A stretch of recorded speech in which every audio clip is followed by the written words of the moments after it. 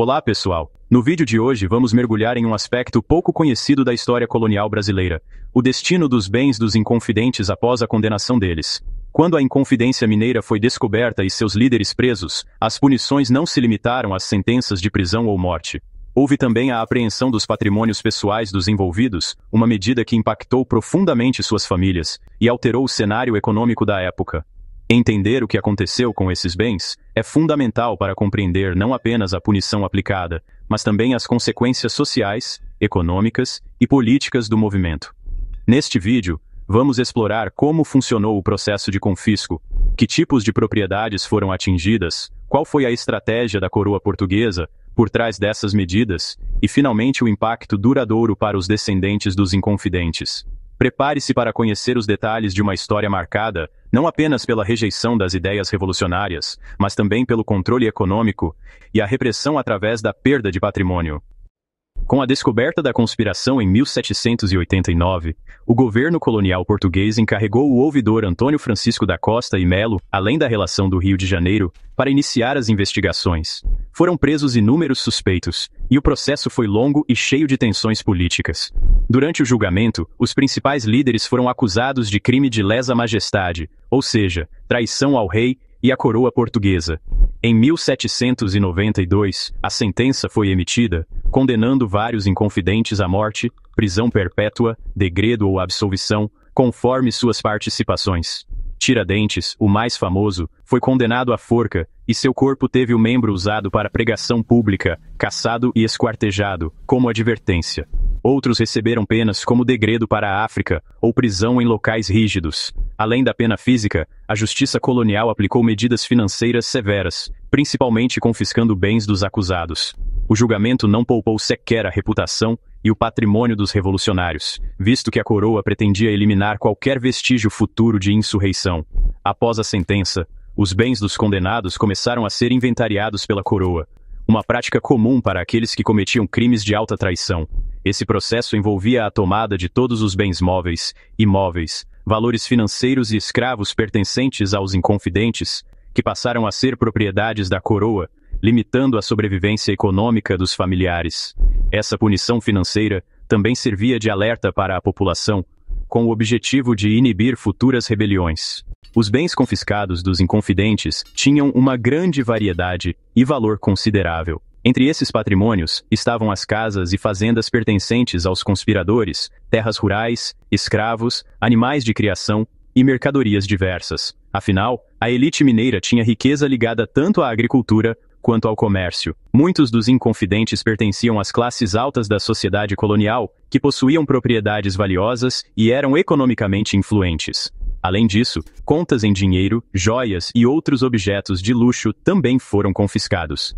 Esse processo foi acompanhado por um inventário detalhado que ajudava a coroa a garantir que nada fosse perdido ou escondido. Em muitos casos, os bens confiscados eram vendidos em leilões públicos, destinando os recursos para o Tesouro Real em Portugal, fortalecendo o domínio da coroa sobre a colônia. A apreensão dos bens, portanto, serviu para reduzir dramaticamente a capacidade financeira e a influência das famílias dos inconfidentes. Não raramente, algumas propriedades foram desmembradas para facilitar a venda ou para beneficiar aliados da coroa. Por outro lado, o confisco retirou das mãos dos condenados importantes instrumentos econômicos e sociais, como escravos, fundamentais para a manutenção das propriedades rurais. A perda desses bens foi devastadora para a sobrevivência econômica dessas famílias, que, em sua maioria, enfrentaram anos de dificuldades. A política de confisco retratava uma prática comum do período colonial, frente a crimes graves contra a coroa, reforçando o controle monárquico e a repressão a qualquer tentativa de autonomia das colônias. A execução do confisco dos bens dos inconfidentes foi um processo formal e rigoroso. Inicialmente, os bens eram apreendidos tão logo os envolvidos fossem presos. Depois disso, as autoridades nomeavam inventariantes para catalogar todos os bens móveis e imóveis ligados aos condenados. O inventário detalhava propriedades rurais, urbanos, escravos, animais e quaisquer itens de valor, confirmando os ativos existentes. Depois do inventário, os bens eram oficialmente incorporados ao patrimônio da coroa e, posteriormente, submetidos à venda. Essa venda geralmente ocorria por meio de leilões públicos, onde interessados podiam adquirir as propriedades, bens móveis e escravos. Os valores arrecadados com essas vendas eram remetidos para Portugal, reforçando o governo central. Algumas propriedades passaram a ser administradas diretamente pela coroa até que a venda fosse concluída. Além de vender os bens, a coroa podia usar partes deles para pagar dívidas ou despesas do processo. Esse procedimento era amplamente documentado nos arquivos coloniais, mostrando claramente o rigor adotado nesse tipo de punição. O confisco e a venda dos bens não apenas puniram os inconfidentes economicamente, mas também foram um forte sinal para a população, impedindo que as famílias reconstruíssem seu poder econômico facilmente. A burocracia envolvida refletia a preocupação portuguesa em manter o controle absoluto na colônia, mostrando que a traição teria consequências duras e duradouras, não limitadas apenas às penas de prisão e morte. A perda de patrimônio teve consequências econômicas devastadoras para as famílias dos inconfidentes. Muitas dessas famílias, que até então desfrutavam de certa influência social e financeira, ficaram em situação precária após o confisco de seus bens. Sem terras, escravos e propriedades para administrar, seus meios de subsistência diminuíram drasticamente. Para muitas viúvas, filhos e parentes, a situação representou um colapso social e financeiro difícil de superar. As propriedades agrícolas, importantes para a geração de renda, foram vendidas, e a ausência dos bens levou à desestruturação das fazendas e negócios familiares. Além disso, a perda econômica representava também isolamento social, já que o status da elite estava profundamente vinculado à posse de terra e escravos. Mesmo com o passar dos anos, as dificuldades para reconstruir essa base patrimonial foram imensas, pois a coroa continuava atenta para evitar qualquer retorno ao poder dos descendentes dos inconfidentes. A situação econômica dessas famílias também influenciou o destino pessoal dos herdeiros, que muitas vezes buscaram outras atividades ou migraram para outras regiões. Muitas dessas famílias jamais recuperaram o prestígio que possuíam antes da inconfidência. O confisco, portanto, não apenas puniu os líderes, mas atingiu duramente toda a sua rede familiar, impondo um duplo castigo, o social-político e o econômico. A punição financeira aos inconfidentes teve repercussões sociais e políticas significativas. Socialmente, a perda dos bens levou à marginalização das famílias condenadas, que passaram a ser vistas com desconfiança e estigma dentro da sociedade colonial.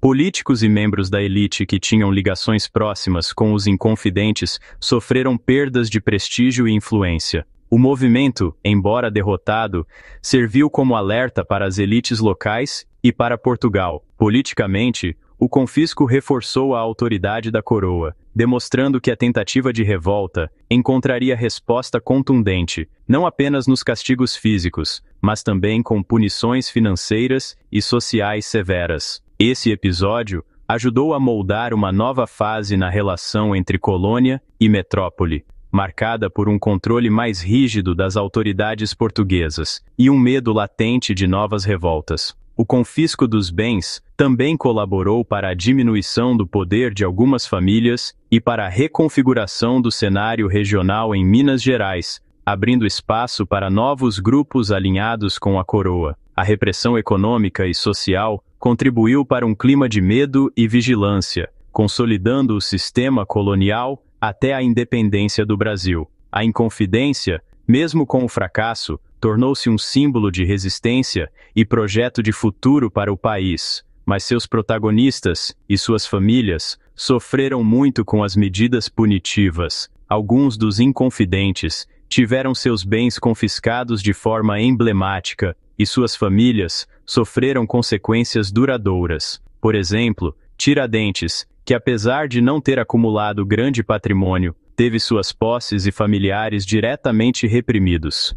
Alvarenga Peixoto, um dos principais líderes, tinha várias propriedades que foram rapidamente tomadas e vendidas pela coroa. Outro caso foi o de Cláudio Manuel da Costa, poeta e político, que também teve seus bens confiscados e a família prejudicada economicamente. Esses exemplos mostram que o confisco atingiu tanto os líderes ricos quanto os de menor fortuna. As propriedades desses homens muitas vezes passaram para mãos de outros colonos que eram fiéis à coroa, resultando em uma redistribuição parcial da riqueza local. Haviam relatos de familiares que tentaram recorrer à justiça para recuperar parte das propriedades, mas essas tentativas geralmente foram infrutíferas. O registro desses casos individuais está presente nos arquivos da época e mostra como a coroa utilizou a punição patrimonial para fortalecer seu domínio e apagar as memórias dos revoltosos. Os processos de confisco foram acompanhados de muita burocracia e fiscalização para evitar desvios. Ao mesmo tempo, algumas propriedades sofreram abandono até que fossem vendidas, agravando as condições das famílias. Esse quadro revelava a amplitude da repressão portuguesa, indo além da punição corporal para ações econômicas que marcariam gerações. O controle e execução do confisco ficou nas mãos das autoridades coloniais, como o ouvidor e os juízes da relação, que seguiam determinações da coroa. Esses representantes tinham a responsabilidade de garantir que o patrimônio dos inconfidentes fosse completamente tomado e aproveitado para os interesses da metrópole. Eles supervisionavam o inventário e a venda dos bens, garantindo que não houvesse escape ou ocultação. O processo gerava uma série de documentos oficiais que serviram para dar legitimidade jurídica às ações da coroa. Além disso, as autoridades locais tinham interesse em demonstrar lealdade ao rei, favorecendo assim a aprovação de suas funções e futuros cargos. Em alguns casos, houve denúncias de corrupção e apropriação indevida, mas a maioria dos bens confiscados realmente foi revertida para o Estado português. As autoridades também tinham o papel de coibir qualquer tipo de resistência das famílias dos inconfidentes, impedindo que tentassem manter ou recuperar seus bens. Esse controle rígido era parte da estratégia portuguesa para evitar rebeliões semelhantes e manter a ordem colonial. O confisco, portanto, não foi apenas um ato punitivo, mas também um instrumento político-administrativo para consolidar o domínio da coroa nas capitanias brasileiras.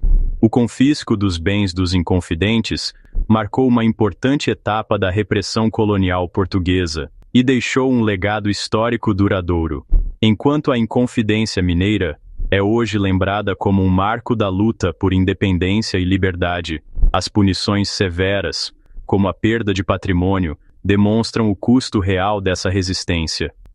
O episódio ajudou a consolidar um imaginário nacional em torno da figura de Tiradentes como mártir. Também evidenciou a forma autoritária com que Portugal controlava suas colônias, usando meios econômicos para garantir o poder.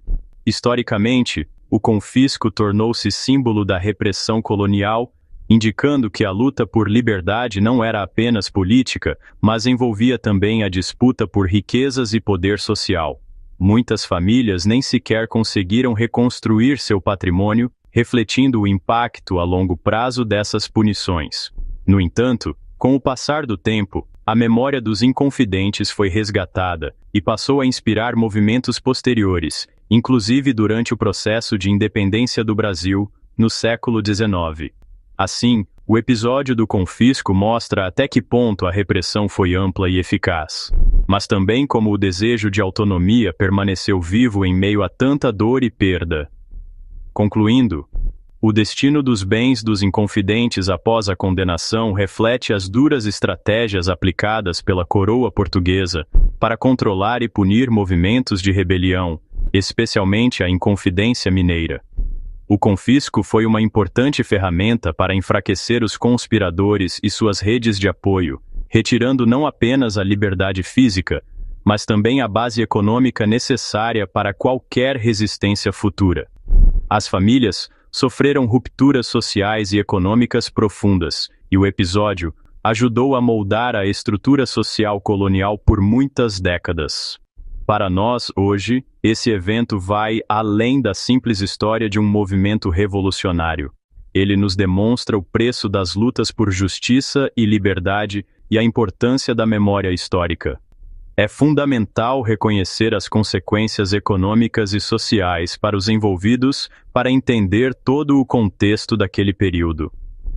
A análise desses fatos também contribui para refletirmos sobre como as punições políticas podem afetar gerações, influenciando o desenvolvimento social e cultural de uma nação. Por fim, A Inconfidência e o Destino dos Inconfidentes nos convidam a valorizar os direitos conquistados e a manter vivo o diálogo sobre justiça e autonomia política. Obrigado por acompanhar esse conteúdo. Até o próximo vídeo. Para concluir, o confisco dos bens dos inconfidentes após sua condenação foi uma punição severa, que ultrapassou o âmbito pessoal e levou ao enfraquecimento econômico e social de muitas famílias. Essa medida mostrou como a coroa portuguesa buscava eliminar qualquer possibilidade de resistência futura, agindo não apenas sobre os réus, mas também sobre suas redes de influência e recursos. O destino desses patrimônios revela uma estratégia de repressão tanto política quanto financeira que marcou profundamente o Brasil colonial. Analisar esse episódio é fundamental para entendermos as consequências reais, muitas vezes ignoradas, das revoltas coloniais e o preço que muitos pagaram por seus ideais. Esse legado ainda desperta reflexões sobre poder, justiça e memória histórica, reforçando a importância de conhecer todas as dimensões de um acontecimento para valorizar as lutas por liberdade. Muito obrigado por assistir, espero que este conteúdo tenha ampliado seu conhecimento e despertado seu interesse por essa parte fascinante da nossa história.